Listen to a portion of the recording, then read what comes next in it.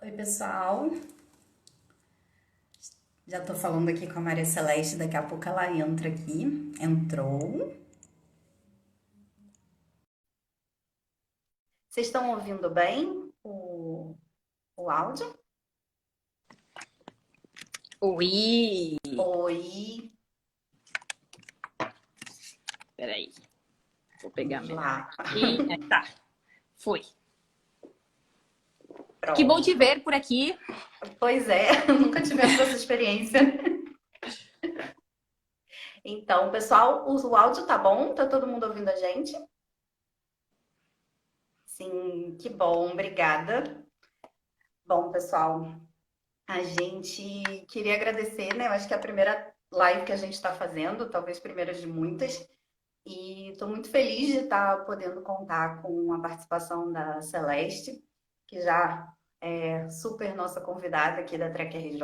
Obrigada mais uma vez, presencialmente, agora virtual, né? Eu que temos para esse contexto, né? Eu sempre sou uma agradecida com vocês por terem sempre a Trek já tá divulgando não só a Trek, mas permitindo que eu chegue a mais pessoas no Brasil, sendo que não é meu país, não é minha língua, mas eu faço o meu melhor esforço para tentar transmitir um pouquinho daquilo que eu sei, que eu aprendi. Então é um prazer para mim estar aqui. Que bom. Bom, a gente tem divulgado bastante, né, a Trek. Algumas pessoas já conhecem a Maria Celeste, mas para quem não conhece, a Maria Celeste é psicóloga, especialista em terapia racional emotiva comportamental e terapia cognitivo-comportamental pelo Albert Ellis Institute. É treinadora certificada e supervisora por esse mesmo instituto. Não é a primeira vez que eu apresento a Celeste e assim, é um currículo super extenso.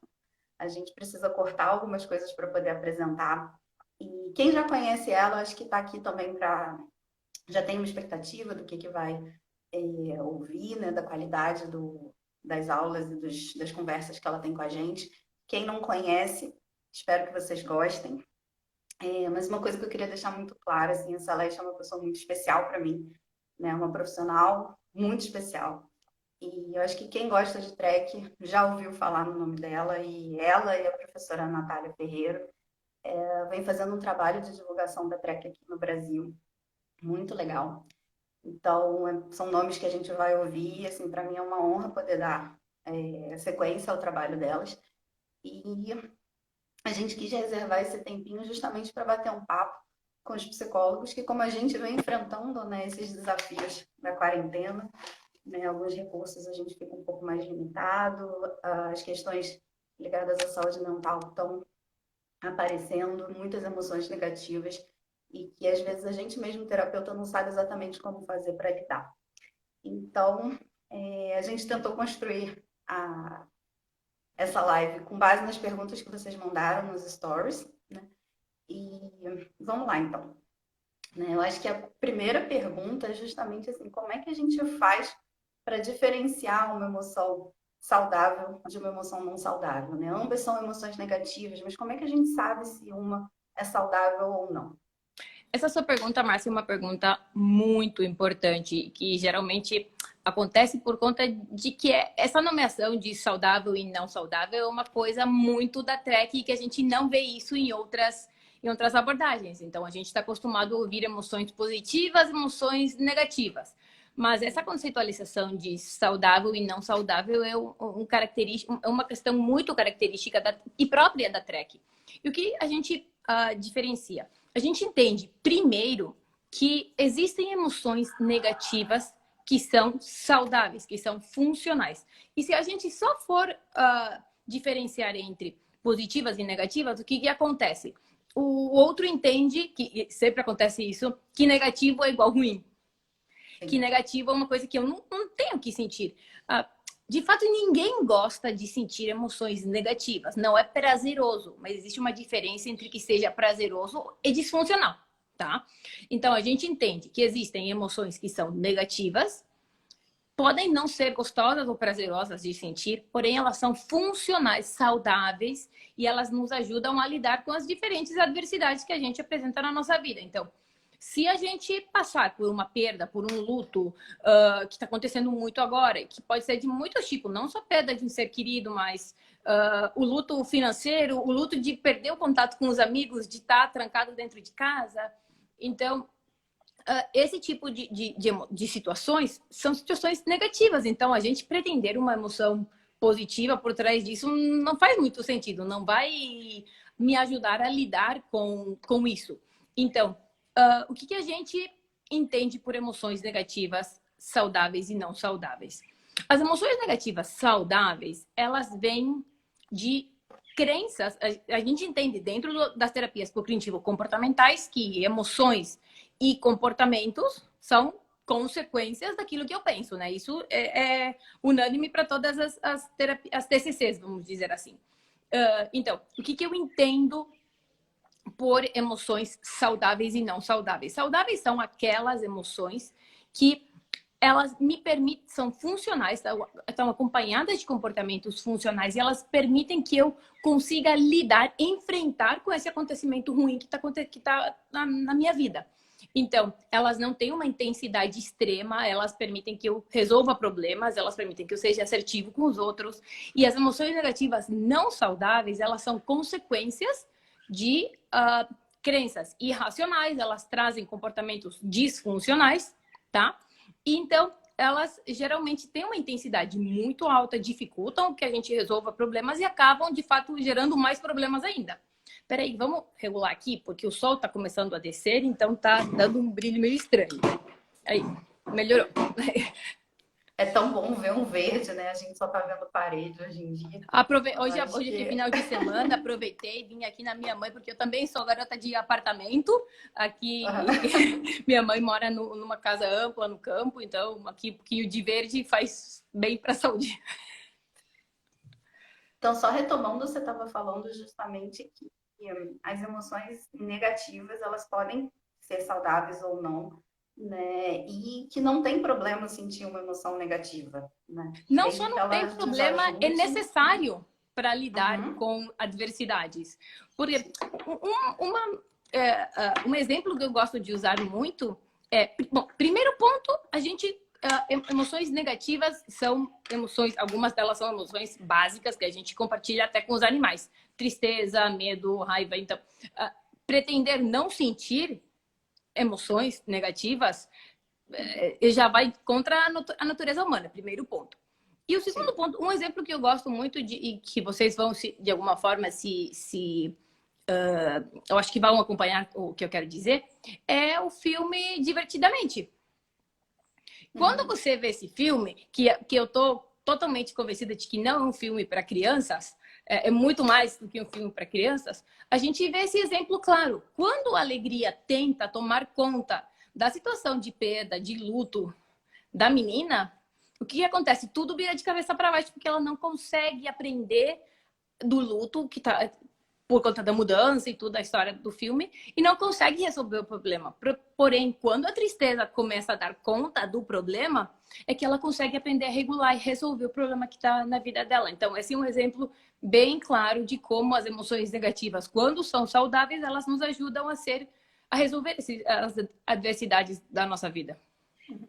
E uma pergunta que surgiu essa semana foi justamente isso, né? Que no meio de tanta informação pesada que a gente está tendo, né? Às vezes as pessoas estão tentando ficarem bem, né? Se sentirem bem. Será que isso é um objetivo possível? Então, bem, aí eu perguntaria para elas o que é se sentir bem, né?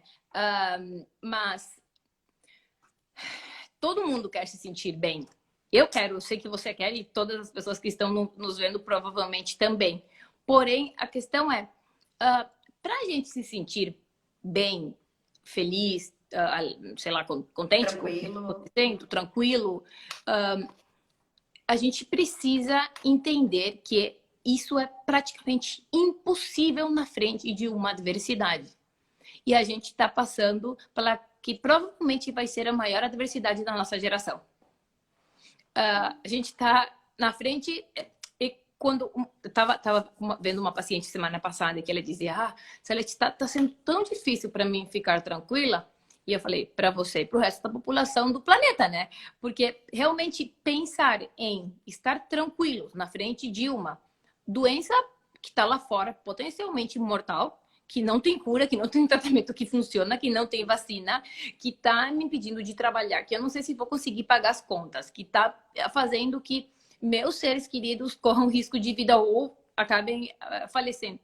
Você acha que é realmente possível ficar tranquilo nesse contexto? É inviável. Então, a gente tem que entender a funcionalidade das emoções negativas na nossa vida, dar lugar a elas, se permitir sentir. Só que é diferente estar ansioso, que já não seria funcional, do que estar preocupado ou manter uma ansiedade no nível saudável. Então, é isso que a gente tem que entender.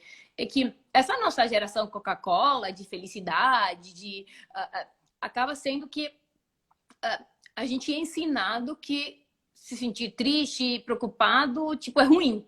Então, a gente tem que reensinar o povo que isso faz parte da natureza humana. Então, não é uma questão de invalidar, e sim validar a sua preocupação na frente do contexto que a gente está, né? Sim, sim.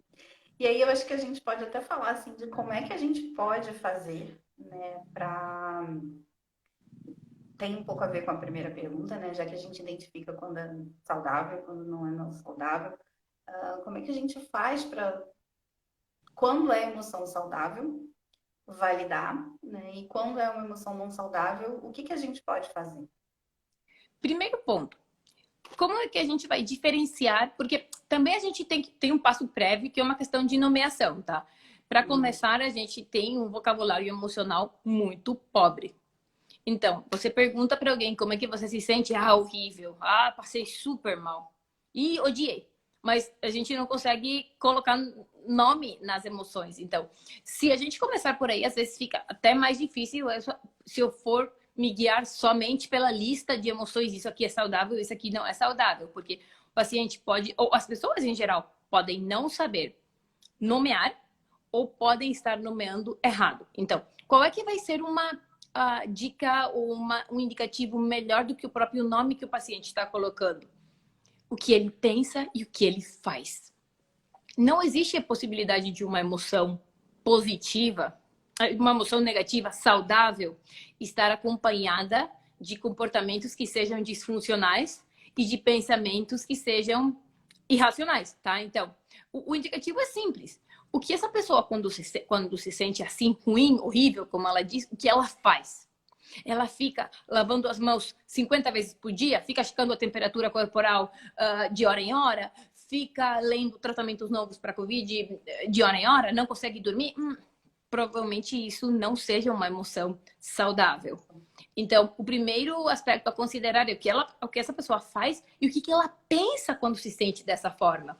Então, se esses pensamentos forem irracionais e os comportamentos forem disfuncionais, a gente está na frente de uma emoção que a gente chama de não saudável.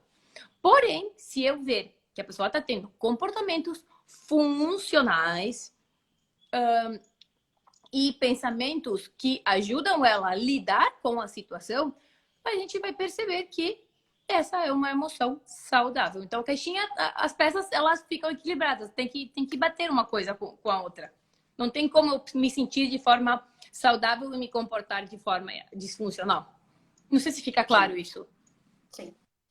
Em algum momento alguém perguntou aqui, assim, pediu para falar um pouquinho mais sobre as relações das crenças, né, irracionais com as emoções não saudáveis. Eu acho que de repente falar dessa relação acho que pode ajudar as pessoas a entenderem um pouco melhor. É O que isso. seriam essas crenças O que a irracionais? gente entende por crenças irracionais? Geralmente são crenças que elas têm três características. Elas são inflexíveis, rígidas, absolutistas, são ou isso ou aquilo, eu não aceito uma outra possibilidade. Elas não são realistas, não são objetivas, tá? E elas tendem a estar, a ser ilógicas, a fugir da lógica. Então, como a gente entende crenças irracionais? A gente tem 4 crenças irracionais. As demandas, os devo, eu tenho que, eu não tenho, ou não tenho que, eu não tenho que pegar essa doença, não tenho que passar para ninguém, eu tenho que pagar as minhas contas. Todos nós temos. Só que quando eu coloco, infelizmente, boletos não param, né, nesse contexto, né? Mas o que é o problema? Claro que a gente tem responsabilidades. Porém, quando eu tenho que pagar, eu preciso pagar, porque se eu não pagar, vai ser terrível. As contas vão ficar acumulando. O que vai acontecer? Eu não vou conseguir dormir. Eu não vou conseguir, se eu não estou trabalhando no meu trabalho de sempre, eu não vou conseguir pensar em que outras coisas eu posso fazer de casa, sei lá, fazer pão, vender bolo, alguma coisa para gerar dinheiro. Não vou conseguir resolver problemas, tá? Então, a gente entende que as crenças irracionais são esses. Tem o que essas crenças absolutistas e demandantes, que tem um caráter de catastrofização. Eu exagero, eu vejo as coisas piores do que as adversidades piores do que elas são. Eu me percebo como sem recursos para lidar com elas. Eu não vou aguentar se isso acontecer. E a quarta crença irracional é o que a gente chama de avaliação global, que eu acabo me avaliando ou te avaliando por um comportamento como se isso fosse tudo aquilo que você é. Então, esse tipo de crenças que são, como eu disse, rígidas, inflexíveis, ilógicas e sem objetividade, sem embasamento empírico, é o que a gente entende como crenças irracionais. Que eu acho que confunde um pouco, né, essa ideia de que todo pensamento negativo é irracional, né? E aí eu queria juntar duas perguntas que fizeram no Stories, que eu acho que talvez esclareçam um pouco melhor, né? Perguntaram como lidar com eventos catastróficos reais, que é mais ou menos o que a gente está passando, né?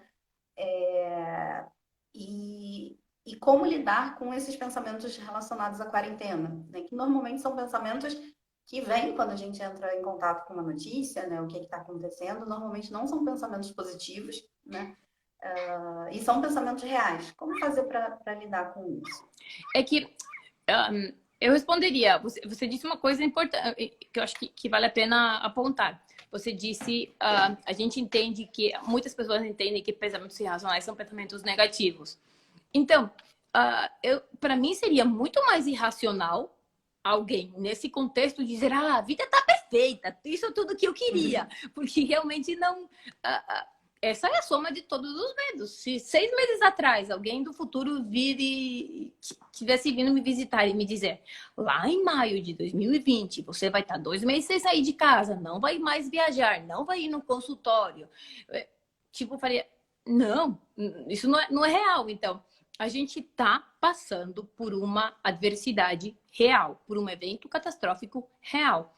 E uma coisa que a Trek tem em diferencial um pouco de outras TCCs é o fato de entender que, é claro, tem muitos pacientes que, por conta de diferentes psicopatologias, tendem a distorcer a realidade, tá? Porém, tem um amplo número de pessoas que não distorcem a realidade, que elas têm uma realidade muito ruim. Hoje, nós estamos vivendo uma realidade muito ruim. Então, é esperado que você consiga enxergar essa realidade que está na tua frente da forma mais objetiva possível. E a forma objetiva é entender isso é uma porcaria. Isso é muito ruim. Porém, a implicância não é você perceber que o que está ao seu redor é ruim ou não é o que a gente queria. É como isso vem a bater com seus valores, com as suas metas, e aí que implicância isso tem na sua vida que vai determinar se a sua leitura do acontecimento é racional ou irracional, tá? Então, se eu penso, isso é uma porcaria, e eu penso, não deveria ser, eu deveria poder sair na rua, eu deveria ter que ir no consultório, e não consigo fazer aquilo, é claro que eu não vou conseguir dormir, não vou conseguir ficar tranquila. Que a maioria das pessoas quer num contexto que é impossível. Então... Sim. Surgiu uma pergunta enquanto você estava explicando, acho que foi a dúvida de uma pessoa, mas pode ter sido de outras, assim, se crenças irracionais é a mesma coisa que distorção cognitiva dentro da TCC Beckiana. Não. Dentro da TCC Beckiana, a gente tem toda aquela lista de distorções cognitivas que tem a ver da forma em que eu avalio o acontecimento, tá? E que essas avaliações geralmente são o primeiro pensamento que eu tenho, o pensamento automático de como eu vejo essa situação, por exemplo, como eu disse há pouco, é uma porcaria, é ruim, tá? Então, aqui eu perguntaria para vocês, vocês acham que eu estou distorcendo a realidade se eu percebo que está acontecendo como uma coisa ruim, uma porcaria? Eu acho que todos que estão nos assistindo vão chegar nessa visão. Crenças irracionais têm a ver com crenças mais esquemáticas sobre o que eu avalio em relação a regras do mundo, regras do meu mundo, de como eu avalio as diferentes experiências que eu tenho na minha vida e que elas vêm se estabelecendo desde a infância, experiências de vida, estilos parentais têm uma influência muito grande no desenvolvimento das crenças racionais ou irracionais. E um ponto importante para a Trek é que a gente entende que não existe uma pessoa que seja 100% racional ou irracional, tá? Eu acho que nem o Dalai Lama vai ser 100% racional, tá? Então, o que a gente entende aqui é que, primeiro, o que vai determinar se eu estou mais perto ou mais longe de uma psicopatologia, vai ter a distribuição de quanto eu sou racional ou irracional. E a gente procura terapia quando essas crenças irracionais acabam impedindo que eu consiga alguma coisa que é importante para mim. O objetivo não vai ser mudar todas as suas crenças irracionais. Vão ser mudar aquelas que estão impedindo que você consiga aquilo que você quer. Por exemplo, lidar com a quarentena, lidar com o fato de que você não está podendo trabalhar como você queria, que você não está podendo ver os seus pais, que você não... Então, como vou lidar com esse tipo de situações? Então, não é necessariamente a mesma coisa. De fato, para a Trek, a gente não faz uma reestruturação cognitiva, a gente não foca o tratamento na reestruturação cognitiva dos pensamentos automáticos. E sim das implicâncias que esses pensamentos automáticos, que a gente chama inferências, têm na vida da pessoa. Por quê? Porque, por exemplo, a gente entende que muitas vezes a realidade não está sendo distorcida, como, por exemplo, agora. Então, por isso que, para nós, uma das características mais distintivas da Trek tem a ver com o fato de que se você vê o famoso modelo da Trek A, B e C, as pessoas, quando tentam fazer um paralelo com uma linha mais beckiana, é o mesmo que situação, pensamento automático, comportamento. É a resposta. E não é. Por quê? Dentro do AVC tem vários componentes. E uma das características mais únicas da Trek, quando a gente considera o acontecimento ativador, não só tem a situação que aconteceu, o que eu imagino que vai acontecer, por exemplo, na ansiedade, que é voltada para o futuro, mas sim a percepção que eu tenho desse acontecimento, que é a inferência. Para nós, esse pensamento automático forma parte forma parte do acontecimento. E a gente não vai mexer nele, mesmo que seja distorcido. E você vai dizer para mim, mas se é distorcido, não vale a pena mexer nele? Não necessariamente. Por quê? Porque pode ser distorcido agora. Por exemplo, alguém que diz, sei lá, eu tenho milhões no banco e agora, nesse contexto, eu digo, eu vou acabar morando embaixo da ponte porque não estou trabalhando. Se a gente for fazer os números, os cálculos, a probabilidade dele ficar embaixo da ponte é muito baixa. Então, vamos fazer... Ele está distorcendo a realidade. Isso, sem dúvida, vai ajudar a pessoa a diminuir a ansiedade. Fazer a contabilidade certinho vai resolver. Porém, vamos supor que daqui a um ano a empresa dele acaba falindo e ele fica realmente com R$0 no banco. Então, a probabilidade dele acabar embaixo da ponte aumentou significativamente. Então, o que eu quero dizer com isso? A gente não mexe na inferência porque essa distorção pode hoje ser uma distorção, mas não amanhã. Então, a gente prepara o paciente para o pior cenário possível. Para nós, não importa tanto o que eu penso da realidade, essa percepção que eu tenho, e sim eu sou um fracasso porque eu não consegui manter minha empresa funcionando. Fica claro isso para quem está nos ouvindo? Porque é bem diferente de outras Sim, TCCs. sim. E eu acho que é muito do nosso desconforto como terapeuta, né? Que muitas das vezes o nosso paciente traz pensamentos que são reais. E se a gente segue aquele nosso impulso de tentar mostrar que a coisa não é bem assim, né, a gente acaba perdendo um pouco de credibilidade, corre o risco de acabar invalidando tudo aquilo que ele está sentindo, porque a situação no momento realmente ela não está favorável. Não está tranquilo e não está favorável, como dizem. Mas o que você E disse aí é importante, Márcia, porque aí a questão é, a gente, para não acontecer isso que pode acabar trazendo um quebra no vínculo terapêutico, o que a gente faz? A gente valida a sua expectativa de você não falir.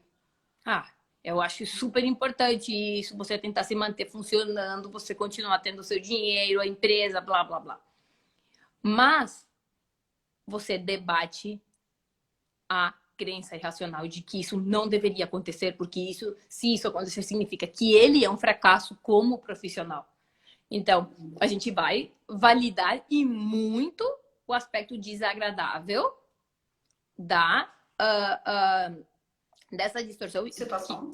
da situação em si, que pode ou não ser distorcida, a expectativa dele a gente vai validar muito, porém vamos debater as implicâncias que isso traz para a vida dele, que entrariam dentro das crenças irracionais. Uhum.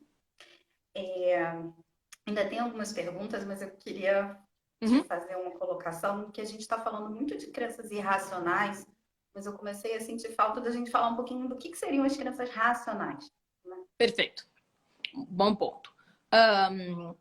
As crenças racionais são, obviamente, as contrárias das irracionais, então elas são, em essência, flexíveis, lógicas, realistas e objetivas. Então, elas permitem que eu tenha um estilo de pensamento mais preferencial, mais do que eu tenho que, eu gostaria muito de não pegar Covid, de que eu possa ir trabalhar, de que eu não fique trancada em casa. Realmente, poxa, eu adoraria que isso não estivesse acontecendo. Uma avaliação mais objetiva e moderada do ruim da situação e não aquela catastrofização exagerada, acompanhada de tolerância à frustração, entendida como a percepção de mim como capaz de enfrentar essa adversidade, e o componente de aceitação incondicional, que tem de mim ou dos outros, que tem a ver com entender que eu sou falha, que eu tenho fracasso, que eu tenho deficiências, assim como eu tenho muitos outros pontos e aspectos positivos. Então, poxa, eu até que tô agora meio ruinzinha financeiramente, mas isso não significa que eu não possa dar conta da situação, por exemplo. Enquanto a gente estava conversando, surgiu uma outra pergunta, Uhum. e colocaram assim: lidar com a situação não significa resolver o problema, né? E eu acho que tem um espaço para a gente colocar um pouquinho de um conceito que para a Trek é muito importante, que é a questão da solução elegante e a solução prática. Né? Eu acho que se você Muito bom. puder explicar um pouquinho. O que a gente entende por solução elegante ou filosófica versus solução prática ou não elegante?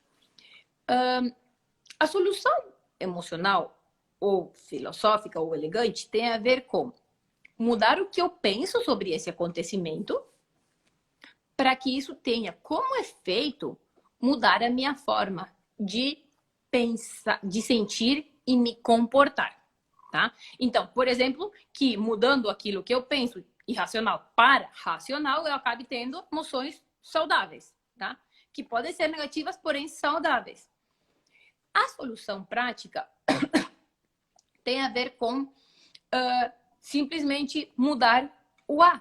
Se eu mudo o acontecimento ativador, é claro que a emoção vai diminuir. Sei lá, exemplo. Acaba a Covid do mundo.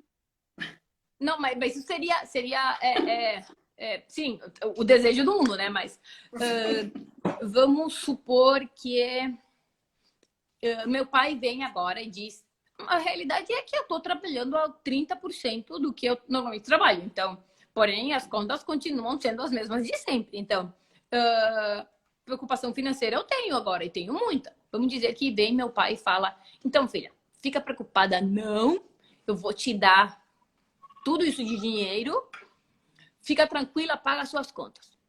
O que acontece? Mudou meus números no banco mudaram, tá? Então, obviamente, a minha ansiedade vai diminuir. Porém, eu não mudei o que eu penso de que se eu não conseguir pagar as contas, significa que eu não sou uma boa profissional e que eu sou um fracasso. E o que vai acontecer? Eu vou pagar as contas por 2 meses e se eu continuar nesse ritmo de trabalho, a conta no banco vai ficar a mesma. E o que vai acontecer? A ansiedade vai voltar. Porque o que foi mudado é o acontecimento e não a crença que eu tenho sobre esse acontecimento. Então, a gente trabalha sempre que for possível em mudar primeiro aquilo que você pensa para mudar aquilo que você sente e depois, tá, o que a gente pode fazer para aumentar sua renda, por exemplo, que seria a solução prática. A gente vai ajudar o paciente a resolver o problema. Porém, por isso que a Trek é bem... essa é a influência do estoicismo, da filosofia, da Trek de te preparar para o pior cenário possível. E por isso que eu acho que uma coisa que a Trek tem legal e tem muita evidência científica sobre isso é que ela é muito útil para situações que não podem ser resolvidas. Desde luto até doenças crônicas, diagnóstico de doenças terminais. Então, a nossa pergunta é por quê? Porque antes era assim, agora é assim. Então, a gente vai ter que aprender a lidar com esse novo cenário que não é legal, mas é o que temos. E aí eu acho que não sei se a gente responde a pode pergunta. até... Acredito que sim, pelo que o pessoal está comentando aqui, eu acredito que tenha ficado claro. E eu acho que a gente vai para uma outra pergunta que fizeram no Stories, que é como lidar com o luto de familiares nesse momento. Então, eu tô atendendo uma pessoa que passou pelo falecimento da mãe por conta do Covid. E realmente sempre acompanhar uma pessoa que está numa situação de luto é ruim. Esse contexto é mais ruim ainda. Por quê?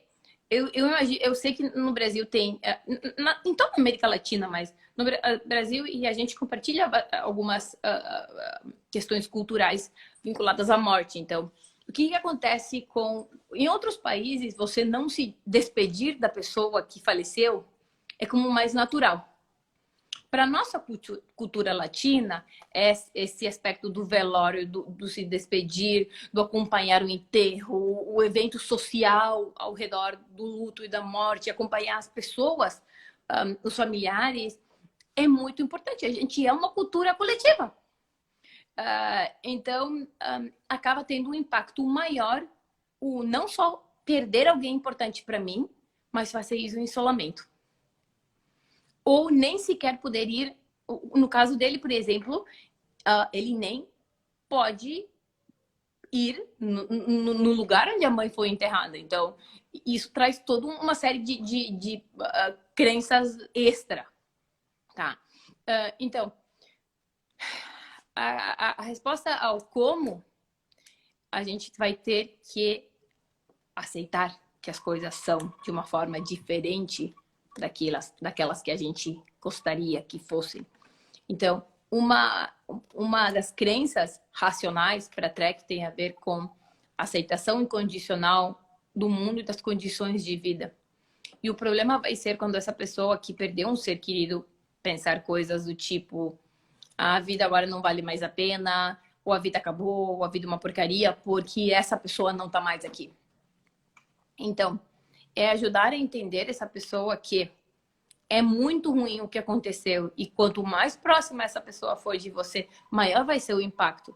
Que você tem o direito de ficar triste, que você tem o direito de chorar, que você tem o direito de sentir saudades dessa pessoa. E que Um erro que, desde a racionalidade, que eu vejo muito acontecendo com questões vinculadas à morte, é que, tipo, tem a data do falecimento e as pessoas ficam... Porque antes, quando ela estava aqui, porque antes é tipo... Eu falo, vai ficar uma marca, não vai ser mais igual do que era, mas também não vai ser como era antes. Então, enquanto você ficar pensando, antes era assim e agora não é mais, você precisa entender que não é mais e que não vai ser. O que não significa que a gente está tão acostumado a funcionar de uma determinada forma que tudo que é diferente gera certo desconforto, né? Então, entender que as coisas vão ser diferentes, mas não necessariamente piores do que eram. Vai ser duro, você vai ter um período de tristeza que é válido, tá?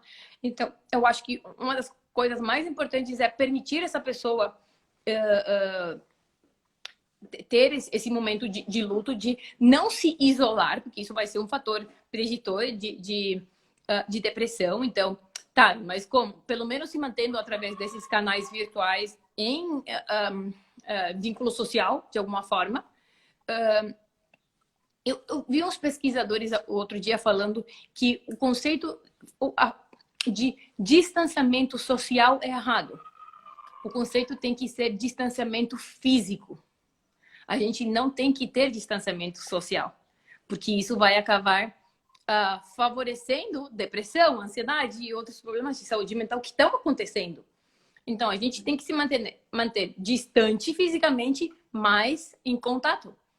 Então, manter-se em contato. Se você não conseguiu se despedir dessa pessoa, fazer um altar, um lugar de recordatório em casa, enquanto você poder ir no lugar do velório, pode ser de utilidade. Escrever uma carta de se despedindo pode ser de utilidade. Algumas pessoas estão fazendo cadeia de oração por Zoom, juntos, da família, no horário. Então, qual for... Se você é uma pessoa religiosa, mantenha as suas práticas religiosas mesmo dentro desse contexto. Então, mas o ponto mais importante é esse conceito de que as coisas não vão ser mais iguais. Ela não vai estar, ele ou ela não vai estar mais aqui. O que não significa que tem que ser necessariamente pior. E dar lugar a sentir emoções negativas saudáveis. Gostei muito e estou aqui tentando acompanhar os comentários. Eu acho que essa explicação que você deu foi muito profunda, né? Muito humana e realmente é a questão da aceitação, né? Aprender a lidar com tudo isso que está acontecendo e tentar, de alguma forma, ressignificar, né? Seguir. E é um assunto realmente bem pesado que eu acho que você trouxe Ninguém até quer falar exemplos disso. práticos, né? Sim, até exemplos práticos de como fazer para a gente elaborar melhor esse momento. Tem mais duas perguntas que surgiram, Celeste, que eu acho que ainda dá tempo para a gente falar. Sim, sim. Né? A pessoa colocou assim, como manter a autoestima na quarentena, né? Como cuidar da autoestima. Eu acho que esse é um assunto gigante, né? Para quem gosta de trek, a gente ficaria aqui horas, acho que precisaria de 2, 3 lives para falar sobre isso, mas acho que você pode tentar, de alguma forma, responder e dar essa orientação. Você quer que eu responda como a Trek faria ou você quer que eu responda como lidar com a autoestima? Então, para quem Estamos fez na a Trek pergunta, RJ, se estiver né? aqui com a gente, a gente, de fato, o conceito de autoestima é um conceito que a gente não trabalha muito na Trek, por questões conceituais, né? A gente trabalha muito com autoaceitação incondicional. A gente entende que a autoestima é uma autoaceitação condicionada a resultados, a performance, né? E aí a gente pensou... Eu acho que é legal apontar isso para as pessoas, porque assim, como assim uma TCC que não trabalha com autoestima? É que eu acho que é tão importante falar um pouco disso. Eu acho que faz tanto sentido quando as pessoas veem. Eu consigo que as pessoas entendam um pouco dessa diferença. Só que às vezes elas nunca viram desse lado. O ponto principal é que na autoestima, primeiro a gente coloca um valor na gente, tipo, autoestima alta, autoestima baixa, eu valho mais, eu valho menos. Para nós, na Trek, a gente entende que você não tem valor, você vale, porque você é humano, você não tem um dia que vale mais ou vale menos. E o outro ponto, que foi o que você disse, é que a autoestima está super vinculada à performance. Então, se a gente tiver não sei quantas pessoas na live hoje, todo mundo colocar coraçãozinho, dedinho e tudo, então eu sou o máximo e eu valho mais. Agora, se tiver só nós duas e teu marido e o meu assistindo a live, então a gente não vale nada. Meu marido está dormindo. O meu tá fazendo exercício, então tô nem aí. Então a gente não vale nada como profissional. Então, porém, semana passada eu fiz uma live que teve muita gente. Semana que vem eu vou ter outra. Então, meu valor hoje é menos do que há 2 dias atrás. E como é que vai ser na segunda? Então, a gente entende que o valor não está vinculado à performance pelo fato de que ser humano é falível.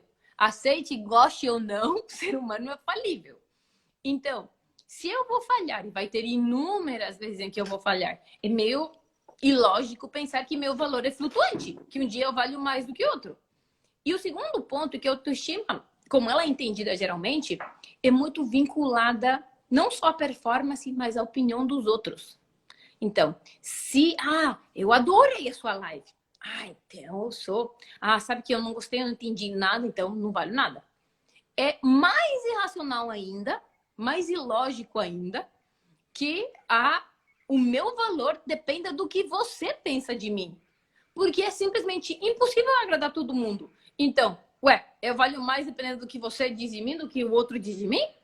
Então, a nossa visão é que é por isso que a gente não trabalha em desenvolvimento de autoestima.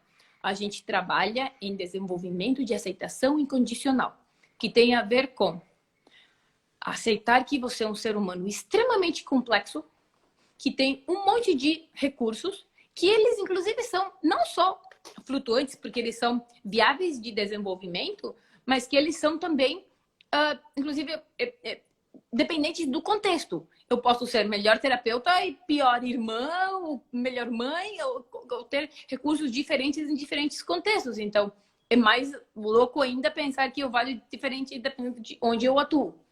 Então, o que a gente faz é trabalhar e entender que você é um ser humano super complexo, com um monte de recursos e com um monte de carências e falências, e que é bom identificá-las para tentar trabalhar nelas. Porém, vai ter algumas que, inclusive, não vão ser muito factíveis de mudança, que são características nossas. Então, desde a Trek, como é que eu ajudaria essa pessoa se ela viesse no meu consultório, tá? Primeiro, eu explicaria a diferença entre autoestima e autoaceitação, porque algumas coisas que eu poderia dizer de focar em autoestima teria a ver com melhorar a sua aparência, seu visual, o que você vê no espelho. Porém, o que está aqui não vai mudar. Então, eu acho que é importante sobre você, o que você pensa sobre o que você vê no espelho. Então, entender que nesse momento, então, como é que eu trabalharia para melhorar a sua aceitação incondicional nesse momento? É entender que, primeiro ponto, nesse momento, a gente não vai estar no nosso melhor momento, no nosso esplendor. Mais ainda, mulheres se você está trabalhando e se você ainda tem crianças na escola, pretender você estar maravilhosa nesse contexto é muito difícil. A gente tá lavando a louça, atendendo um paciente, cuidando do filho, trocando fralda, correndo. Então, tente fazer o seu melhor todos os dias.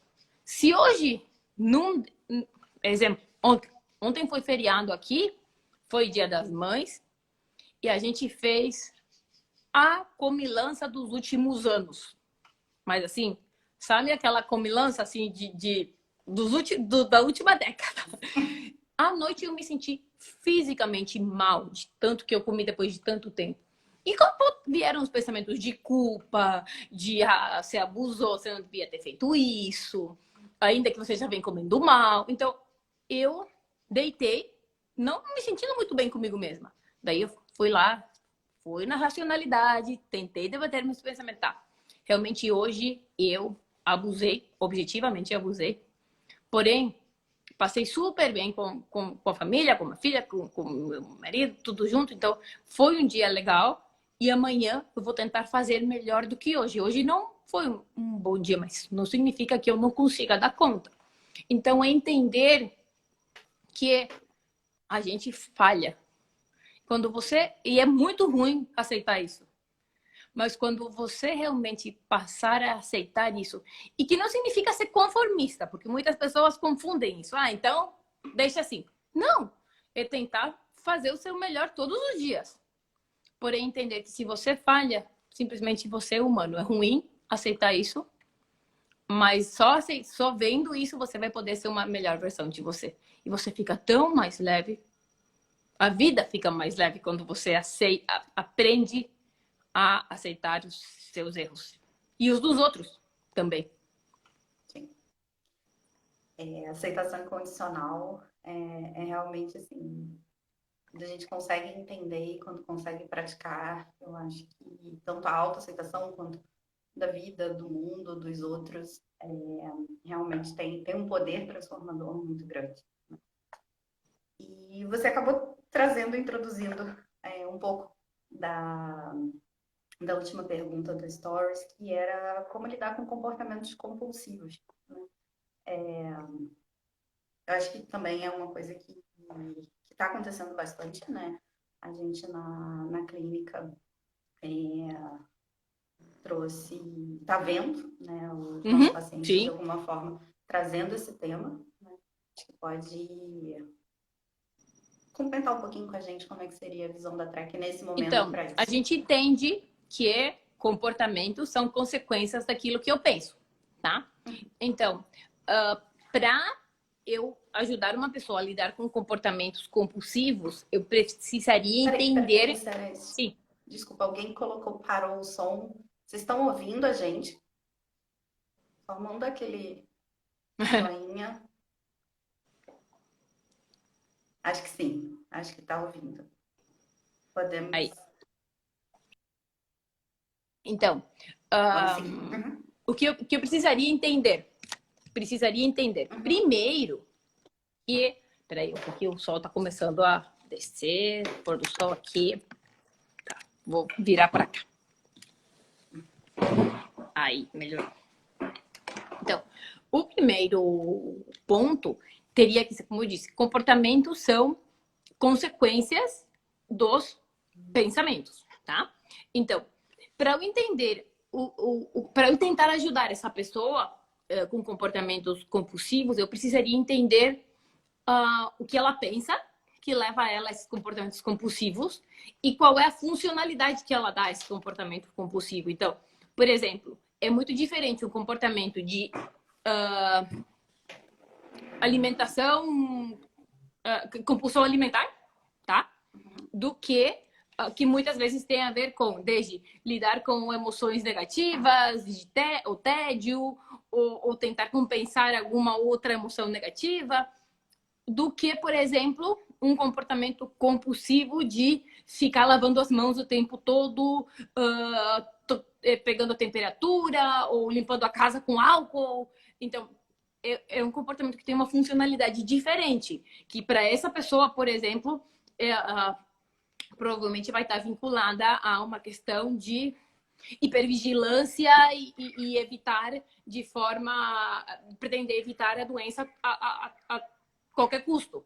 Então, eu acho que o mais importante seria, primeiro, entender, tentar perguntar para você, por que eu faço esse comportamento? O que eu pretendo conseguir fazendo isso? Sei lá, tédio? Ou passar o tédio, ou evitar a doença? Qual é a funcionalidade que você vê nesse comportamento? E a segunda pergunta que eu faria para mim, paciente que está tendo um comportamento compulsivo, fazer isso está me ajudando a conseguir esse objetivo? ou tá me ajudando a ficar mais ansiosa, mais preocupada, mais perturbada ainda? Então, se a resposta é não, tente ver que outros caminhos você poderia encontrar para conseguir aquele objetivo que você quer. Por exemplo, apagar ou mudar uma emoção negativa. Liga para alguém, coloca uma música que você gosta, assiste uma série, uma comédia, sei lá. Ou você quer hipervigilância e checagem constante por conta da ansiedade? Tá, então faça medidas de precaução. É que também é difícil nesse momento, porque a mídia está bombardeando a gente com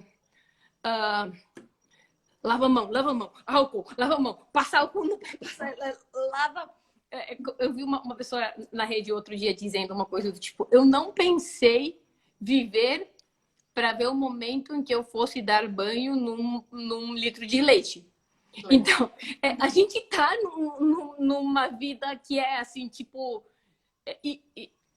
de outro planeta.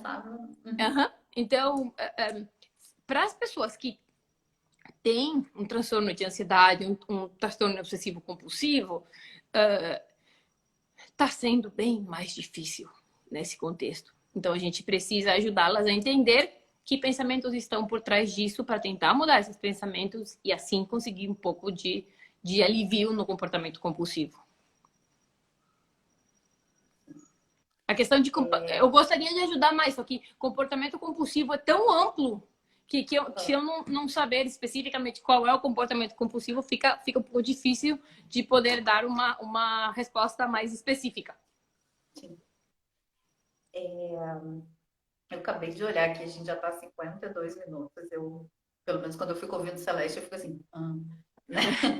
Acho que a gente sempre aprende muito e compartilhar uma percepção minha com relação à track em específico, o quanto que ela é prática não só para gente no consultório, mas para a gente, terapeuta, na nossa vida. Né? Alguém falou a questão, alguém escreveu aqui autorrevelação, o quanto que a gente aprende também, o quanto que a gente pode colocar isso na nossa prática no dia a dia, o quanto que realmente é transformador, o quanto que realmente a gente consegue identificar as nossas crenças irracionais, né? Trabalhar elas de forma que a gente consiga também ter emoções negativas, mas saudáveis, comportamentos que ajudam a gente a chegar no objetivo que a gente quer. Né? Eu acho que eu gosto muito da Trek pela visão prática, simples, mas ao mesmo tempo tão profunda, tão bonita, tão humana. Né? É que é isso. Se você já sabe que você está nesse caminho, né? Mas para as outras pessoas que talvez não tenham uma formação específica em track, é importante saber que um dos primeiros passos do treinamento tem a ver com que a gente promove que eu não posso vender para o paciente uma coisa na qual eu não pratico na minha vida. Então, seja você racional, seja você flexível, aceita a realidade, porém eu não vou fazer isso. O que não significa que ter diploma de terapeuta TREC libera você da irracionalidade, infelizmente não. Mas te ajuda a lidar melhor com ela. Então, é um pouco de entender e que é uma luta constante na nossa vida, mas é ver como quando você realmente começa a colocar esses princípios em prática na sua vida, você realmente tem uma melhor qualidade de vida. Então, você acaba, inclusive, por modelagem, passando isso para os pacientes. Então, é um pouquinho disso, de realmente viver ou tentar viver uma vida o mais racional e preferencial possível. E quando a gente, de alguma forma, como terapeuta, aplica isso na nossa vida, eu acho que a gente tem uma certeza maior de que talvez isso vai ajudar o nosso paciente, né? A gente consegue entender, né, se conectar na emoção dele, entender o que ele está passando e, de alguma forma, realmente estender a mão e ajudar, né, a sair desse sofrimento. E eu acho que nesse momento, a maior parte dos casos que chegam para a gente são casos relacionados à quarentena, né, ao isolamento físico, né, Uhum. tudo isso, luto, né, lavar o litro de leite, e o quanto que é importante a gente, de alguma forma, entender que isso está afetando a gente também, né? Eu acho que a Mas que autoaceitação essa passa é. por aí também. Aqui tem uma frase que o nosso ministro, eu sei que não posso falar de ministro da Saúde nesse momento, né? Mas o nosso ministro da Saúde aqui Vai ativar algumas não saudáveis. fala que não é tipo para quarentena, para esse período, que é a gente vai ter que estabelecer modo Covid de viver. E ele repete isso o tempo todo. Você gostando ou não, isso vai ficar aqui por um longo tempo. Então você vai ter que aprender a. Então, eu continuo não gostando de dar banho no leite, mas eu já. Cada vez que eu faço, fica sendo menos irritável do que era antes. Agora é quase um processo automático. Então, entender que não é o que eu gosto, não é o que eu quero, mas é a realidade com a qual eu tenho que lidar. Então, que esse novo modo Covid de viver. Então, o que eu vou fazer com ela? E como eu vou me relacionar com essa realidade? E o segredo tá aí. Não gostar, mas aceitar. As pessoas confundem aceitação com gostar, e não é a mesma coisa. Sim. Eu posso aceitar vou... mesmo não gostando. Uhum. Eu, infelizmente, vou ter que aceitar o fato, mesmo não gostando, de que o nosso tempo de está que o chegando tempo está no final. acabando. O Instagram vai nos mandar embora. Pois é. Eu sei. E muita gente aqui está pedindo outras lives. Celeste é Que bom, carioca, que é bom. brasileira, né? E... queria te agradecer muito, mesmo do fundo do coração. Você sabe o quanto que isso é verdadeiro para mim, né? E o quanto que Eu sei. eu adoro falar de você, da Trek, do quanto que me impactou, né, desde o início. E não é à toa que, assim, o que eu puder fazer para divulgar essa teoria, para divulgar o teu trabalho, pode contar comigo. Obrigada. E estamos juntas. Né? Queria agradecer a todo mundo que esteve com a gente, né? A Trek é muito simples, mas 1 hora para falar de Trek realmente é muito pouco. Né? Mas espero que de alguma forma as dicas, as coisas que a gente falou aqui já possam ser implantadas por vocês nas vidas de vocês, né? E levar isso para o consultório. Faz muita diferença e tem muita gente precisando de ajuda nesse momento. Que Obrigada, bom. obrigada a todo mundo. Eu E super nossa agradeço o estreia. espaço. Super agradeço o espaço, super agradeço o convite, a pressão de ser a primeira live da Trek RJ. Peço desculpas, quando eu escolhi o lugar, eu achei que a gente teria o melhor lugar para fazer a live, mas o pôr do sol não ajudou e acabou meio incomodando aqui, ficou meio estranho. Mas se o povo está pedindo próximas, vamos fazer outras em outro lugar, em casa ou no consultório, se Deus quiser. E nada, agradecer. Vocês sabem que eu quando eu consigo que eu tô presente, eu respondo, só não sempre na velocidade ou no tempo que os outros querem ou gostariam de, mas eu respondo, eu tô disponível para orientar vocês no que vocês precisarem em conta da Trek ou de terapias baseadas em evidência. Então, vocês podem me encontrar através da Trek RJ ou como Maria Celeste _Airaldi Psi no Instagram e no Facebook. Então, a gente pode continuar em contato após a nossa live e quem sabe a gente vê um outro espaço com a Márcia aqui. Obrigada. Muito obrigada. Agora eu tenho que encerrar mesmo, 59h17. Obrigada a todo mundo. E assim Tchau. que a gente tiver Prazer um te outro ver. horário com a Celeste, a gente avisa vocês. Tá. Obrigada. Obrigada. Tchau, tchau. Tchau, tchau.